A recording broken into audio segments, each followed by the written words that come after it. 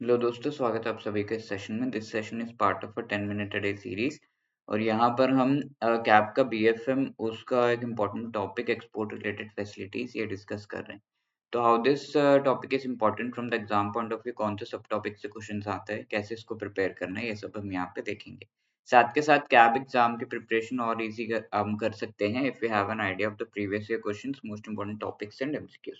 Okay, so in the previous session we have already discussed कि agency commission on exports इससे related क्या rules हैं, invoice value reduce हो रही है तो क्या रूल्स है। अब आगे हम डिस्कस कर रहे हैं अगर एक्सपोर्ट्स से रिलेटेड कोई क्लेम्स है, ठीक है, banks can allow claims against export bill जो है उससे रिलेटेड अगर कोई क्लेम्स है कि यहाँ पर ये बिल सही नहीं है या फिर कोई और इश्यू है या फिर कोई पेमेंट रिलेटेड क्लेम है, provided the relative export proceeds have been realized and repatriated to India when the export proceeds जो पैसा है वो इंडिया आ चुका है, उसके बाद अगर कोई क्लेम कर रहा है कि ये चीज सही नहीं, वो चीज सही नहीं है, या फिर बायर ने क्लेम किया कि जो प्रोडक्ट्स है वो तो सही नहीं निकले, पेमेंट तो कर दी हमने, तो इस केस में इन क्लेम्स को जो है अलाउ किया जा सकता है by the authorised dealer bank and as per RBI. ठीक है, आरबीआई और एक्सपोर्टर के ऐसा होना चाहिए एक्सपोर्टर जो कि आरबीआई के कॉशन लिस्ट में नहीं है। This already we have seen, RBI prepares a caution list की इस पर्टिकुलर एक्सपोर्टर के साथ आपको बिजनेस नहीं करना।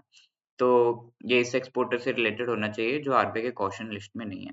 नाउ अपार्ट फ्रॉम दैट कई बार ऐसा होता है कि एक्सपोर्ट्स जो है वो चले जाते हैं बट इम्पोर्टर को वो सही नहीं लगते, या फिर sometimes the exports are not delivered to the importer, बीच में कुछ दिक्कत आ जाती है या फिर ऐसा कुछ, तो ऐसे केस में इम्पोर्टर ने जो पेमेंट सेंड कर दी है उसको वो रिफंड मांगता है। Okay, he wants the refund. Exporter has submitted evidence of the import of goods. Exporter ने जो है जो गुड्स भेजे थे वो वापस से इंपोर्ट करने से रिलेटेड एविडेंस अगर दे दिए हैं, then return of export proceeds जो है वो प्रोसेस किया जा सकता है with authorised dealer bank.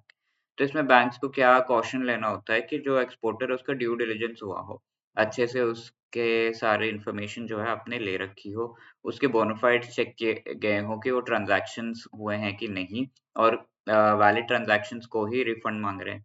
Exporter जो है सर्टिफिकेट ऑब्टेन करेगा, certificate issue bye DGFT custom authorities.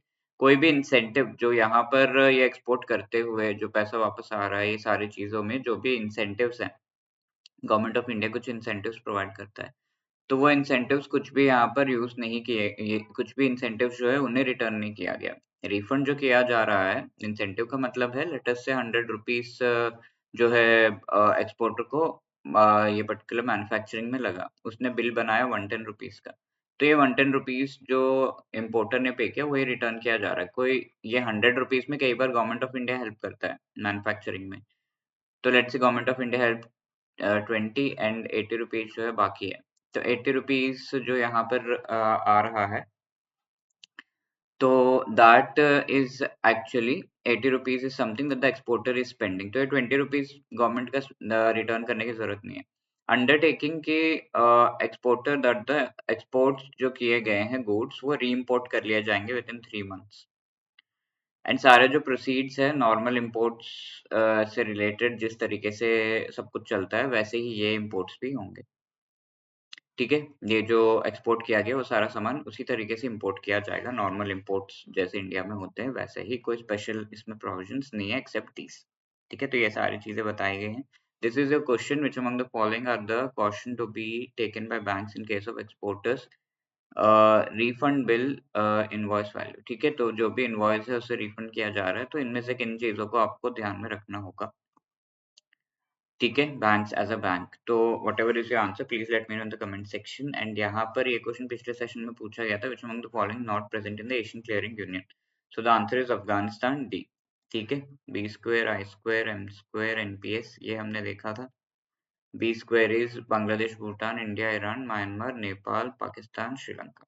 ठीक है, and if you are wanting कि सीआईबी एग्जाम आपके एक अटेम्प्ट में क्लियर हो जाए, चारों जो कंपलसरी कंपोनेंट्स हैं, एंड इसके लिए आपको गाइडेंस चाहिए, तो we have provided our master course जिसमें आपको ये चारों कंपोनेंट्स से रिलेटेड कंसेप्ट क्लासेस लिए जा रहे हैं। ये कंसेप्ट क्लासेस जो है शॉर्ट रिकॉर्डेड वीडियोस है through which entire syllabus is explain. There is short notes with respect to each and every chapter, and MCQs हैं each and every chapter wise. Full length mock test हैं.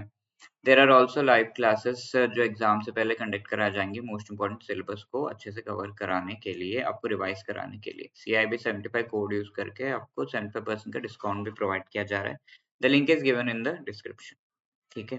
Now apart from this हमारा live crash course भी चल रहा है, तो you can be part of that also. उसका भी लिंक डिस्क्रिप्शन में. If you have any other queries, call us on this number or drop a mail at hello@edutap.co.in. Thank you.